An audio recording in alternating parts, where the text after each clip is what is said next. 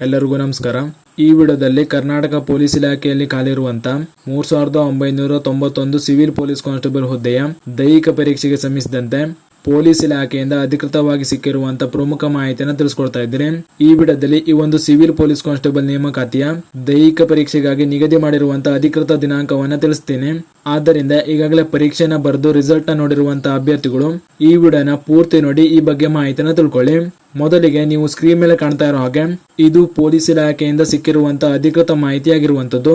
ನೀವು ಮೇಲ್ಗಡೆ ನೋಡ್ತಾ ಇರೋ ಹಾಗೆ ಇದು ಪೊಲೀಸ್ ಇಲಾಖೆಯ ಇಮೇಲ್ ಸಂದೇಶ ಆಗಿರುವಂತದ್ದು. ಇದರಲ್ಲಿ ಸಿವಿಲ್ ಪೊಲೀಸ್ ಕಾನ್ಸ್ಟೇಬಲ್ ನೇಮಕಾತಿಗೆ ಸಂಬಂಧಿಸಿದಂತೆ ದೈಹಿಕ ಪರೀಕ್ಷೆ ದಿನಾಂಕವನ್ನ ಕೂಡ ತಿಳಿಸಲಾಗಿರುವಂತದ್ದು. ಅದನ್ನು ನೋಡೋಕ್ಕಿಂತ ಮುಂಚೆ ಈ ನೋಟಿಸ್ ನಲ್ಲಿ ತಿಳಿಸಿರುವಂತಹ ಮಾಹಿತಿಗಳನ್ನ ಒಂದೊಂದಾಗಿ ನೋಡ್ತಾ ಹೋಗೋಣ. ಮೊದಲಿಗೆ ನೀವು ನೋಡ್ತಾ ಇರೋ ಹಾಗೆ 2026-27ನೇ ಸಾಲಿನ ಪೊಲೀಸ್ ಕಾನ್ಸ್ಟೇಬಲ್ ಉಳಿಕೆ ಮೂಲ ವೃಂದದ 3395 ಹುದ್ದೆಗಳು ಮತ್ತು ಕಲ್ಯಾಣ ಕರ್ನಾಟಕ ಮೀಸಲಾತಿಯ 596 ಹುದ್ದೆಗಳ ನೇಮಕಾತಿಗಾಗಿ ದೇಹದಾಂಡ್ಯತೆ ಮತ್ತು ಸಹಿಷ್ಣುತೆ ಪರೀಕ್ಷೆಯನ್ನ ಅರ್ಹ ಅಭ್ಯರ್ಥಿಗಳೇ ನಡೆಸುವ ಸಂಬಂಧ ಮಾನ್ಯ ಡಿಜಿ ಮತ್ತು ಐಜಿಪಿ ಅವರ ಜ್ಞಾಪನ ಮತ್ತು ಸುತ್ತೋಲೆಯ ದಿನಾಂಕ 11/8/2026 ಅನ್ವಯ ತಮ್ಮ ಗಮನ ಸೆಳೆಯಲಾಗಿದೆ ಅಂತ ತಿಳಿಸಲಾಗಿದೆ. ನಂತರ ಮುಖ್ಯವಾಗಿ ದೈಹಿಕ ಪರೀಕ್ಷೆಯ ಬಗ್ಗೆ ನೋಡ್ತಾ ಹೋಗೋದಾದ್ರೆ ಅರ್ಹ ಅಭ್ಯರ್ಥಿಗಳಿಗೆ ದೇಹದಾಂಡ್ಯತೆ ಮತ್ತು ಸಹಿಷ್ಣುತೆ ಪರೀಕ್ಷೆಯನ್ನ ನಡೆಸುವ ಸಲುವಾಗಿ ಈ ಕೆಳಕಂಡಂತೆ ತಾತ್ಕಾಲಿಕ ದಿನಾಂಕಗಳನ್ನು ನಿಗದಿಪಡಿಸಲಾಗಿರುತ್ತದೆ ಅಂತ ತಿಳಿಸಲಾಗಿರುವಂತದ್ದು.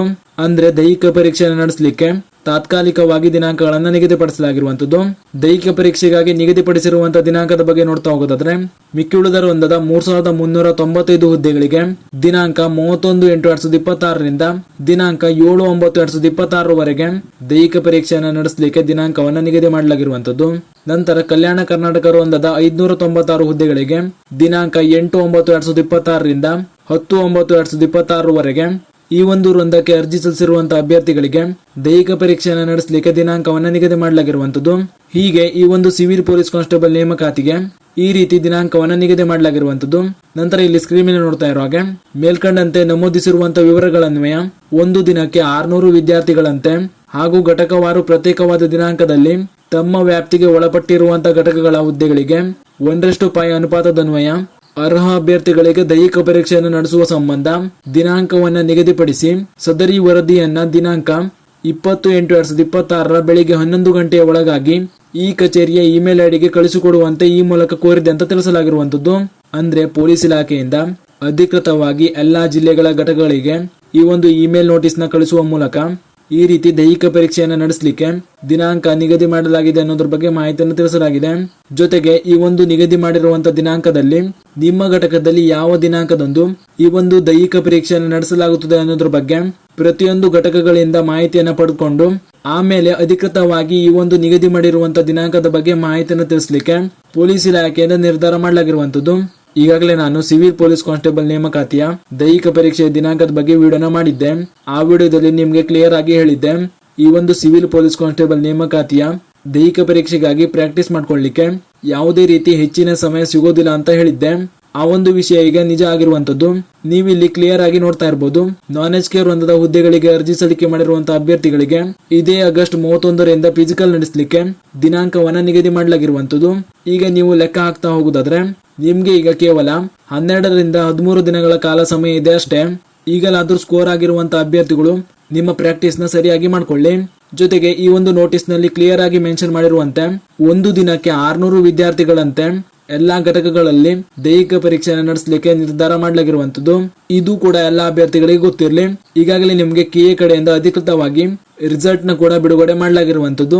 ರಿಸಲ್ಟ್ ನ ನೋಡದೇ ಇರುವಂತಹ ಅಭ್ಯರ್ಥಿಗಳು KA ಅಧಿಕೃತ ವೆಬ್ಸೈಟ್ ಗೆ ಹೋಗಿ ನಿಮ್ಮ ರಿಸಲ್ಟ್ ನ ನೋಡ್ಕೊಳ್ಳಿ.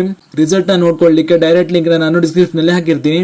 ಆ ಲಿಂಕ್ ಮೂಲಕ ನೀವು ರಿಸಲ್ಟ್ ನ ನೋಡ್ಕೊಳ್ಬಹುದು. ಈ ನೋಟಿಸ್ ನಲ್ಲಿ ತಿಳಿಸಿರುವಂತಹ ಮಾಹಿತಿ ಎಲ್ಲರಿಗೂ ಕ್ಲಿಯರ್ ಆಗಿದೆ ಅಂತ ತಿಳ್ಕೊಳ್ತೀನಿ. ಈಗ KA ಕಡೆಯಿಂದ ಕೇವಲ ಜಿಲ್ಲಾವಾರು ಅಭ್ಯರ್ಥಿಗಳು ಪಡೆದಿರುವಂತಹ ಅಂಕಪಟ್ಟಿಯನ್ನು ಬಿಡುಗಡೆ ಮಾಡಬೇಕಾಗಿರ್ತದೆ. ಈ ಲಿಸ್ಟ್ ನ KA ಕಡೆಯಿಂದ ಯಾವಾಗ ಬಿಡುಗಡೆ ಮಾಡಲಾಗ್ತದೆಯೋ ಆ ಲಿಸ್ಟ್ ನ ನಂತರ KA ಕಡೆಯಿಂದ ಪೊಲೀಸ್ ಇಲಾಖೆಗೆ ಕಳಿಸಲಾಗ್ತದೆ. ಪೊಲೀಸ್ ಇಲಾಖೆಯಿಂದ ನಂತರ ದೈಹಿಕ ಪರೀಕ್ಷೆಗಾಗಿ ಆಯ್ಕೆಯಾಗಿರುವಂತಹ ಅಭ್ಯರ್ಥಿಗಳ ಪಟ್ಟಿಯನ್ನು ಬಿಡುಗಡೆ ಮಾಡಲಾಗ್ತದೆ. ಈ ಒಂದು ಲಿಸ್ಟ್ ನ ನಿಮ್ಗೆ ಇದೇ ವಾರದಲ್ಲಿ ಬಿಡುಗಡೆ ಮಾಡುವ ಸಾಧ್ಯತೆ ಇದೆ. ಆದ್ರಿಂದ ನೀವು ಯಾವುದೇ ಕ್ಯಾಟಗರಿಯ ಅಭ್ಯರ್ಥಿಗಳು ಆಗಿದ್ರು ಕೂಡ ನಿಮ್ಮ ಸ್ಕೋರ್ ಏನಾದ್ರೂ 50 ಅಥವಾ 60ಕ್ಕಿಂತ ಹೆಚ್ಚು ಆಗಿದ್ರೆ ಅಂತ ಅಭ್ಯರ್ಥಿಗಳು ನಿಮ್ಮ ಫಿಸಿಕಲ್ ಪ್ರಾಕ್ಟೀಸ್ ನ ಸ್ಟಾರ್ಟ್ ಮಾಡ್ಕೊಳ್ಳಿ. ಮುಂದೆ ರಿಸಲ್ಟ್ ನಲ್ಲಿ ನಿಮ್ಮ ಹೆಸರು ಬರುತ್ತೋ ಇಲ್ವೋ ಗೊತ್ತಿಲ್ಲ. ಆದ್ರೆ ಮುಂದೆ ಏನಾದ್ರೂ ರಿಸಲ್ಟ್ ಲಿಸ್ಟ್ ನಲ್ಲಿ ನಿಮ್ಮ ಹೆಸರು ಬಂದು ನೀವೇನಾದ್ರೂ ಫಿಸಿಕಲ್ ಪ್ರಾಕ್ಟೀಸ್ ನ ಮಾಡದೇ ಇದ್ರೆ ಆವಾಗ ನಿಮ್ಗೆ ಫಿಸಿಕಲ್ ಪ್ರಾಕ್ಟೀಸ್ ಇಲ್ಲದೆ ಈ ಒಂದು ರನ್ನಿಂಗ್ ನ ಕ್ಲಿಯರ್ ಮಾಡ್ಕೊಳಿಕ್ ಆಗಲ್ಲ. ನಿಮಗೆ 1600 ಮೀಟರ್ ರನ್ನಿಂಗ್ ಅನ್ನ 6.5 ನಿಮಿಷದಲ್ಲಿ ಕಂಪ್ಲೀಟ್ ಮಾಡಬಹುದು ಅಂತ ಅನ್ಸ್ಬೋದು. ಆದ್ರೆ ಇದು ಕಂಪ್ಲೀಟ್ ಮಾಡೋದು ಈಸಿ ಅಂತೂ ಇರೋದಿಲ್ಲ. ಈ ಒಂದು ರನ್ನಿಂಗ್ ನಲ್ಲಿ ಪ್ರಾಕ್ಟೀಸ್ ಮಾಡಿರುವಂತಹ ಅಭ್ಯರ್ಥಿಗಳು ಮಾತ್ರ ಕ್ಲಿಯರ್ ಮಾಡ್ತಾರೆ. ಆದ್ದರಿಂದ ಕಂಪಲ್ಸರಿ ಆಗಿ 50ಕ್ಕಿಂತ ಹೆಚ್ಚು ಅಂಕಗಳನ್ನ ಪಡೆದಿರುವಂತಹ ಅಭ್ಯರ್ಥಿಗಳು ಪ್ರಾಕ್ಟೀಸ್ ನ ಸ್ಟಾರ್ಟ್ ಮಾಡ್ಕೊಳ್ಳಿ. ಇದು ಈ ಒಂದು ನೇಮಕಾತಿಗೆ ಸಂಬಂಧಿಸಿದಂತೆ ಇದೀಗ ಬಂದಿರುವಂತಹ ಪ್ರಮುಖ ಮಾಹಿತಿಯಾಗಿತ್ತು. ಹಾಗೂ ಇದೇ ರೀತಿ ಮುಂಬರುವಂತಹ ಮಾಹಿತಿಗಳಿಗಾಗಿ ಚಾನೆಲ್ ನ ಸಬ್ಸ್ಕ್ರೈಬ್ ಮಾಡಿ ಅಂತ ಹೇಳ್ತಾ ಈ ವಿಡಿಯೋನ ಇಲ್ಲಿಗೆ ಮುಗಿಸ್ತಾ ಇದ್ದೀನಿ. ಧನ್ಯವಾದಗಳು.